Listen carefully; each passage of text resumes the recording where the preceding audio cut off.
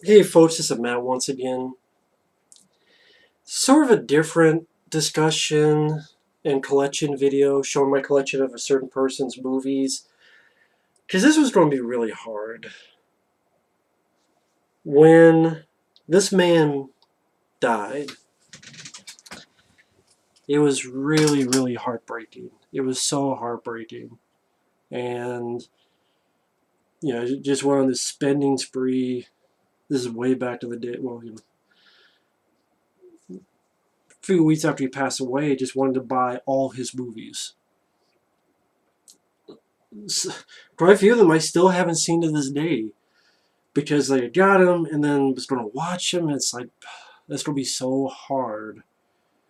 And if I do reviews for them, if I don't like the film, it'd be hard for me to get mad because of just Robin Williams just had so much life, energy, smiles, heart.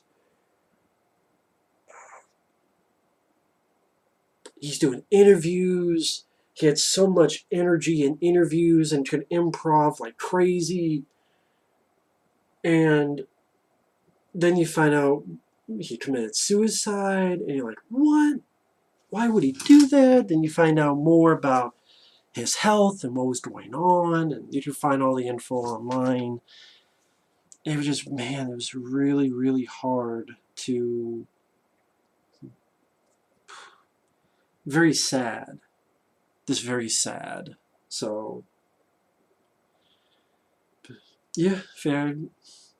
This is my Robin Williams collection. This will be a lengthy one.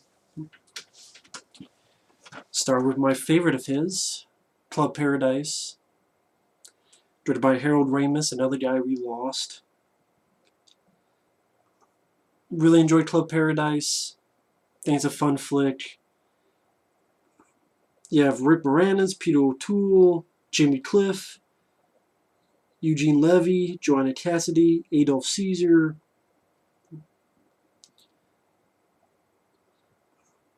And yeah, I just have a lot of fun with this film. Robin Williams is a firefighter, and he decides to open up a club in the Caribbean, and a lot of things go wrong with the deaths and things going on. But I won't go in depth on it, but really love Club Paradise. Great flick. Start with some of his early ones. We got Taking the Drama, Dead Poets Society. Really good performance by Robin Williams, directed by Peter Weir, who would direct films like The Truman Show and such after this. New interviews with director Peter Weir, Ethan Hawke, Robert Sean Leonard, and many others. Sadly, no Robin Williams interview. But he definitely did a good job with this flick performance-wise. Trying to see where certain things are at.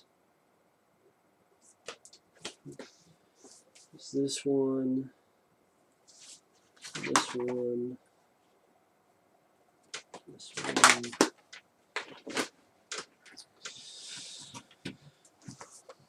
We got Popeye, early starring role for him, based on the cartoon.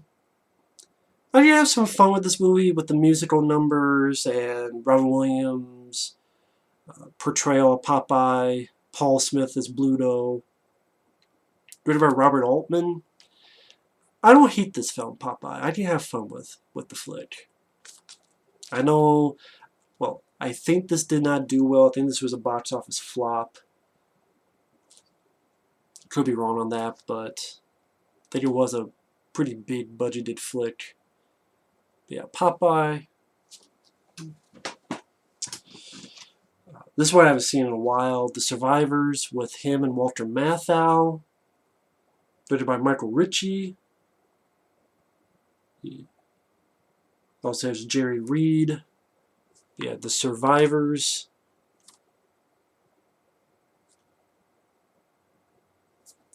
Can't say much of that. I haven't seen it in a while. Good Morning Vietnam. Very solid Robin Williams flick. You have a little bit of drama and some fun comedy. Has making of material on it, which is nice because not many Robin Williams films have that. This is definitely probably one of the films that helped him be a movie star, because I remember this being a pretty good size hit.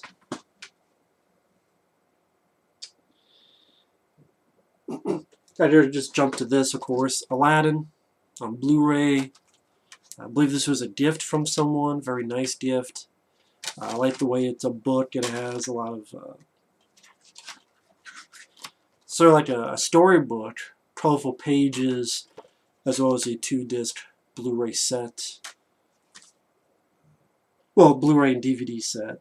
But yeah, great Disney cartoon. One of the better Disney animated films. Robin Williams does a great job as the voice of the genie. I think he came back for the third one, but never seen that one. But this one maybe I have to pick up sometime. I think the second one was the guy who voiced Homer Simpson, Dan Castellaneta. The early one he did, The Best of Times. I haven't seen this in a while. A lot of these I haven't seen in a while, and some I haven't seen at all. Again, sort of, I'll give my thoughts whenever I do one on Robin Williams. One day I will, because the guy deserves it. I remember him and Kurt Russell worked pretty well together. Good about Roger Spottiswoode. I think I talked about it when I did my Kurt Russell collection. Roger Spottiswoode did like Tomorrow Never Dies, The Sixth Day, quite a few other films. Yeah, The Best of Times. Over there. Now we'll go with this next. Cadillac Man. Pretty damn fun movie. Robin Williams, Tim Robbins, directed by Roger Donaldson. Judith Hoag, I believe, is in this movie. And what's fun is, if you look at written interviews with Judith Hoag, this is the woman who played April in the first Ninja Turtles movie. She remembers she was filming this, because this came out in '89. So this is going to be her next part. And she tells a story, again, not audio but written, that Robin Williams actually gave her Ninja Turtle comic books to read in preparation. And I thought that was really cool. Like, his daughter, I think his daughter's name is Zelda, and I don't know, it just seemed like a really cool guy that would have been really nice to talk to. He's a no shit guy. You're no shit guy. Definitely one of my favorite Robin Williams flicks, Cadillac Man. Very underrated flick. That's a fun movie.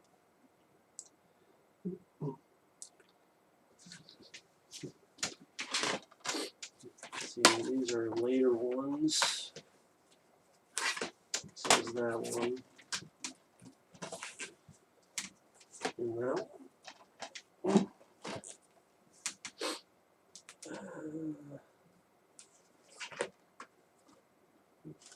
And we'll go with this one. We have a 2-disc of Awakenings and the Fisher Team. Awakenings is a good dramatic role where he's a doctor and trying to deal with these catatonic patients. One of them, Robert De Niro, who wakes up, but sadly it's only for a short time, as they find out. Directed by Penny Marshall. You have John Hurd, Julie Kavner, Penelope Ann Millen, Max von Sydow. I haven't seen this forever, but I remember the performances being very solid. And then you have the Fisher Team, directed by Terry Gilliam, which I also have by itself. Definitely an interesting role for Robin Williams, who's this homeless guy who lives in this fantasy world in his mind. Jeff Bridges was this jock DJ. Something goes wrong and He's trying to get himself out from the gutter that he's in, and meets this guy, and an interesting friendship happens. Another good flick, The Fisher King.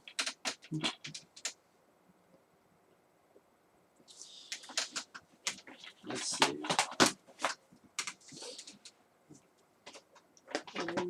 We will go with...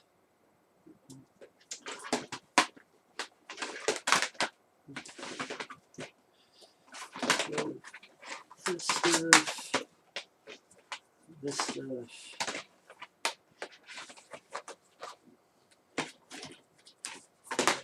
That's next.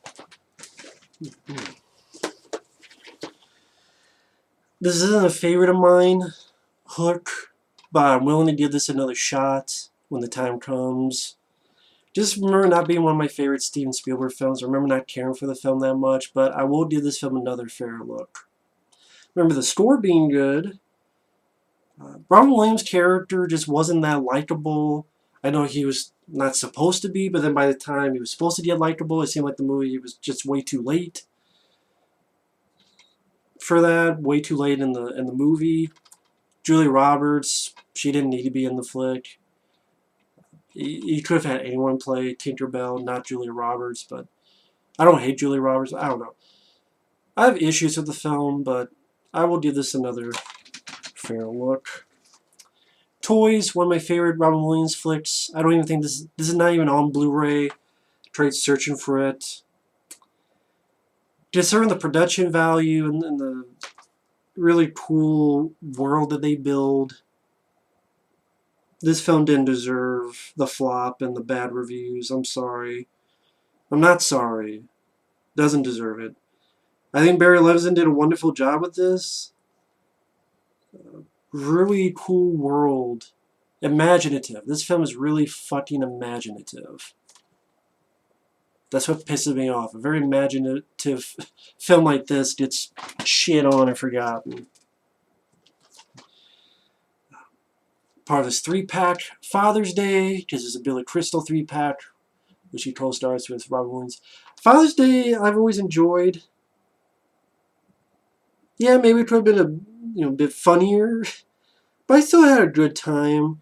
I don't know where the high budget went to, unless paychecks, because the movie should not have been that high of a budgeted flick when you see it, but other than that, I still think it's a pretty damn good,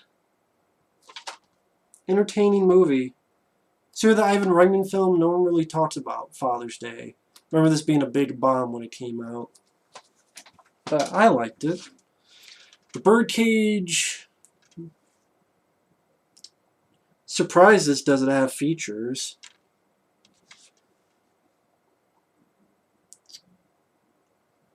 The couple, their son is getting married. They're inviting the bride-to-be's parents over, who's Gene Hackman and Diane Wiest. So you have to try to appear to be, quote, straight, because Gene Hackman's character is sort of an uptight politician or something. This is a remake of a French movie or French play. The cast definitely did a good job with this, The Birdcage. I don't know how it looks in today's PC world, but Mrs. Doubtfire, this is a film that I know at one time I said, people dressing up as women. Not sure if that's the comedy for me, but this is one of the films I rewatched when Robin Williams passed away, and I had fun with this film. It has a good heart to it. Robin Williams does a good job acting-wise. You also have Pierce Brosnan, Sally Fields. Sally Fields' character was really bitchy to me. I really did not like Sally Fields' character. I found her incredibly unlikable. I don't think the movie was supposed to have us feel that way. But just Sally Fields' character was such a fucking bitch. And this does have features.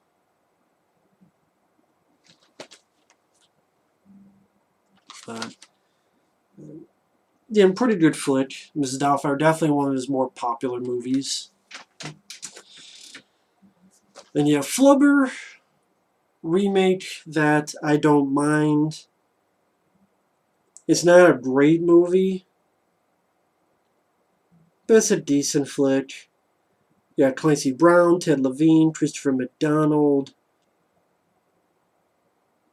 I forgot John Hughes worked on the screenplay, and he was one of the producers of this. Huh. Maybe because I don't have much. I barely remember the original Flubber, so maybe that's why it didn't bother me. But I mean, I remember not loving the film, but I remember liking it okay. Flubber. Being silly stuff. Patch Adams.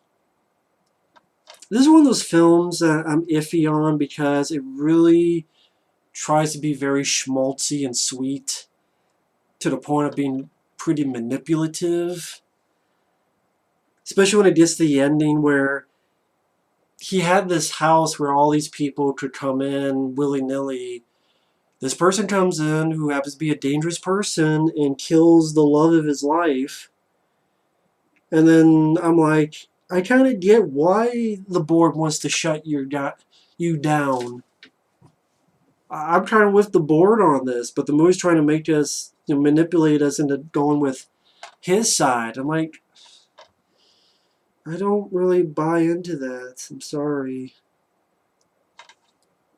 So, yeah, I was never big on Patch Adams. This film I love, Jumanji. And this is before the new Blu-ray came out. The new Blu-ray just has some other features. But, it's still in HD, so I'm fine with this for now. But, I love Jumanji. Fuck the sequel. Whatever the fuck you want to call it.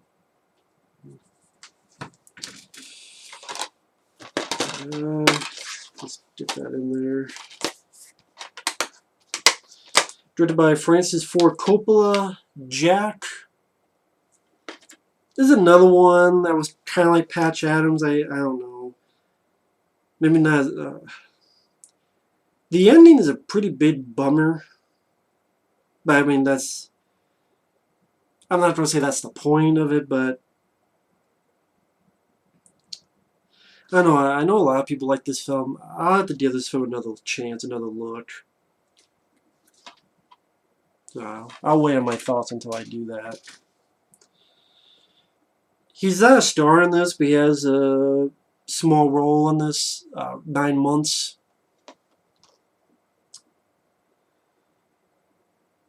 Hugh Grant, Julianne Moore, Tom Arnold, Joan Cusack, Jeff Goldblum, Ron Williams. Music by Hans Zimmer. Directed by Chris Columbus, who had worked on the screenplay. It says here one of the executive producers is Christopher Lambert. I don't know if that's the same Christopher Lambert. There's a different Christopher Lambert. I have to assume it's a different one. Edited by Roger Gosnell. So the editor of this is the guy who went on to direct those Scooby-Doo and Smurfs movies. I remember actually having fun with this flick, though. I thought the cast worked well. Good cast. So I remember having fun with this movie. Then we have this pack here of 6 movies. And the Robin Williams one is The NightListener. Yeah, you also have The Crossing Guard with Jack Nicholson. A film called Heaven. The Innocent and The Human Stain with Anthony Hopkins. And Benefit of the Doubt with Donald Sutherland. The NightListener. Talk show host becomes captivated by the story of a young listener, but troubling questions arise about the boy's identity. I don't remember much about this movie, so I can't tell you much, man. RV, it's silly, it's goofy, it's not a classic, but I had some dumb fun with this. I like this more than the new Vacation movie. I'll tell you that. This is not like a film I would defend, but I had some dumb fun with the movie for Robin Williams. Barry Sonnenfeld, a guy who was doing Men in Black movies, and then this movie, and then he pretty much disappeared. Insomnia, I didn't care for what happened with Al Pacino's character, but I mean, overall, this is a pretty damn decent flick. Nice change of pace for Robin Williams, who was playing these sort of darker characters. Good roles with Al Pacino and Hilary Swank. Yes, this is a Christopher Nolan movie. So, that's Insomnia. This one I remember not being a big fan of. Another Barry Levinson film after they did Toys. Man of the Year. The advertising makes this seem like such a comedy. Really, I remember this being more of a drama, like a political drama, like being more serious than funny. Like being more political shit. I don't remember this being as funny as the trailers and this reviews give it credit. I mean, you have Christopher Walken, Laura Linney, Jeff Goldblum, Louis Black. I remember this not being as funny as the advertisers screaming it out to be. This is one I don't remember anything about. I don't even know if I've seen it. The Big White. Holly Hunter, Giovanni Ribisi, Woody Harrelson, Tim Blake Nelson. Directed by Mark Milu. Don't know who the hell that is. I might not have seen this film. So, The Big White. Of course, Good Will Hunting. Solid dramatic movie. Matt Damon, Ben Affleck. This is where I think Robin Williams won the Oscar for this. Yeah, he won for Best Supporting Actor. Minnie Driver definitely has quite a few features on it. I think this does have an interview with Robin Williams.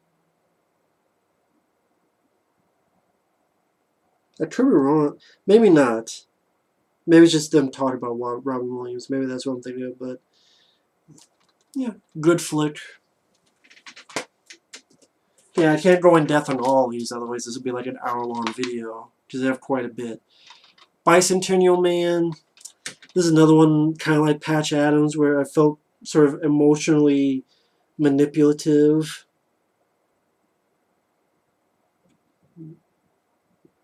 It's about a robot that wants to be human.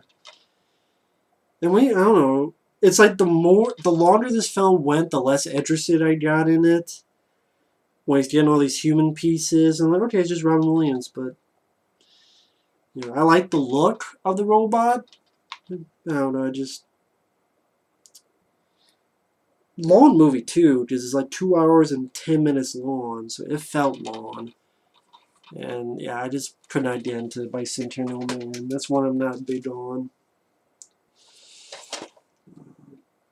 I know this is more of a bootleg movie, I guess. Didn't know at the time because it was at a store, but it tells how much they fucking look into this stuff. When you actually look at the disc and stuff, yeah, you tell it's a bootleg. I'm like, oh, it's a 3-pack? But yeah, Death to Smoochy. But when you look at the disc, you tell that disc is a fucking bootleg. You could tell.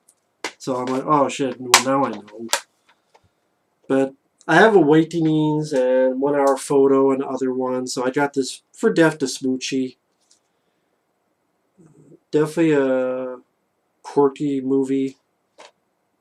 Has Danny DeVito, Edward Norton,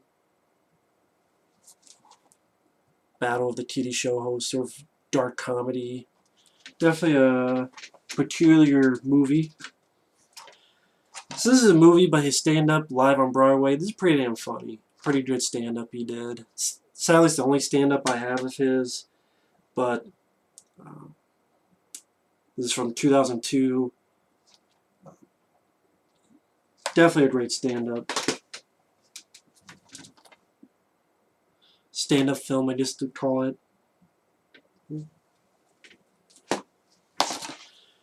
Let's see, we got Old Dogs, which I know I shouldn't like, but again, I had dumb, silly fun. I think just because I like how John Travolta and Robin Williams played off each other. You also have Seth Green, Kelly Preston, Lori Loughlin, Matt Dillon. Yeah, I know this is one of those movies I shouldn't like, but I thought those two actors, they were fun in the flick. Old dogs. I watched that over Jumanji 2. The Final Cut. This is a dramatic role where implanted microchips record every single moment of a person's life. Upon death, it becomes the job of a cutter to edit down the deceased's entire lifetime into a fitting memorial film. But then there's his latest assignment, terrible secret that can't be erased. This is one of those films that had a really shitty ending.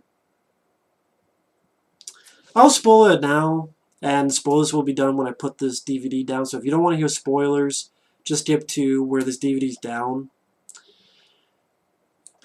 I'll do this so in case. Read my lips. The ending to this film, Robin Williams gets killed. And it seems like the bad guys win. You know, they edit the secret out. And yeah, the ending of this movie fucking sucked ass. So yeah, I didn't care for the film. License to Wed. I didn't care for Mandy Moore, John Krasinski. And I think Robin Williams is not really the star. It's more these two people. So I think that was the problem with this movie. I think Robin Williams trying to do what he could.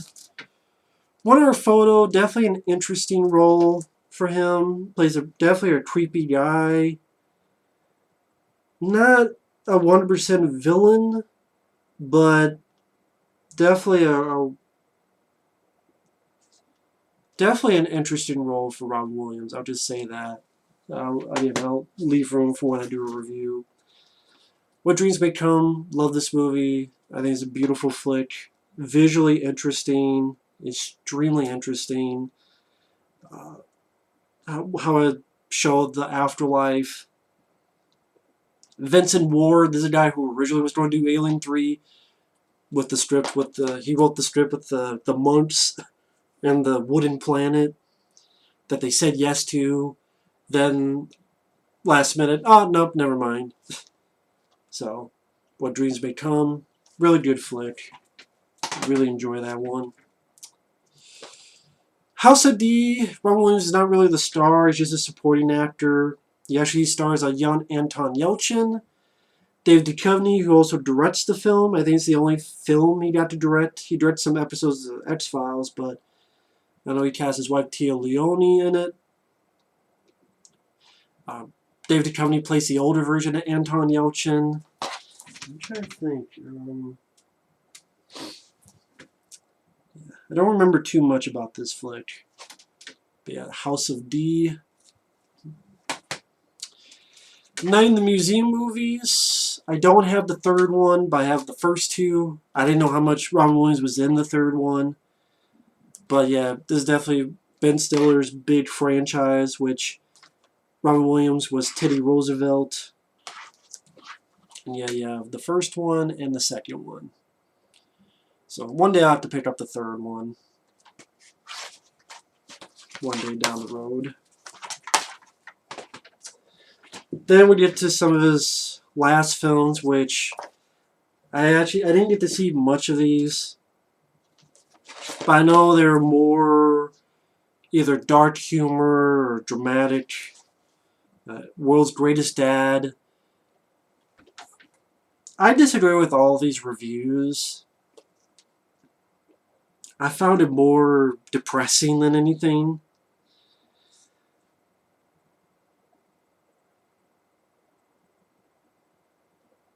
I know this is directed by Bobcat Goldthwait. Yes, that Bobcat Goldthwait, he directed this.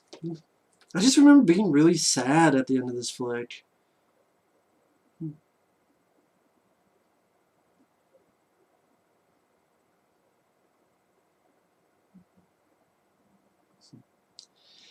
I know the big thing is that his son dies by hanging himself. but I think it was part of that sexual, like the thing David Carradine died from. I believe that was the case. And then just, you know, I don't know, the subject material wasn't for me, so it just wasn't my kind of movie. These I haven't seen, so I can't say much. Boulevard.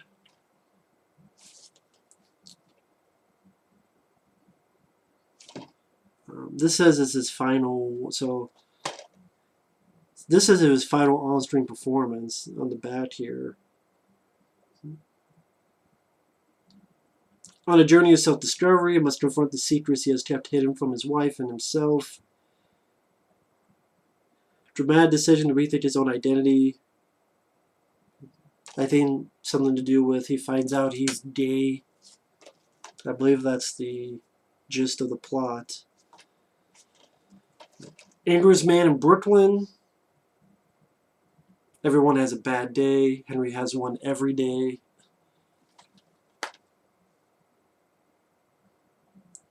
Grumpy Man who's angry at the world. He's diagnosed with a brain condition. So that's going to be hard to do because that's kind of what happened. He had a brain condition. You know, there's stuff going on.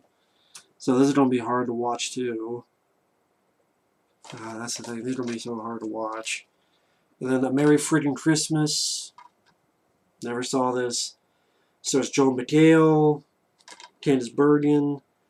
I don't know how much Robin Williams is in this flick. Definitely all over the front and back of it.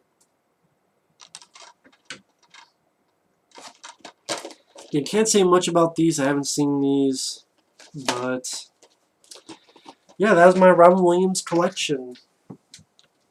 I miss the guy a lot. Got a lot of heart. Had a lot of energy. Just really sad what happened. Really, really sad. So, really miss the guy. One day I will do a marathon of these movies, but it's going to be really tough, so I really have to work myself up to it. But either way, thanks for watching. Take care, and we will see you later. Bye-bye.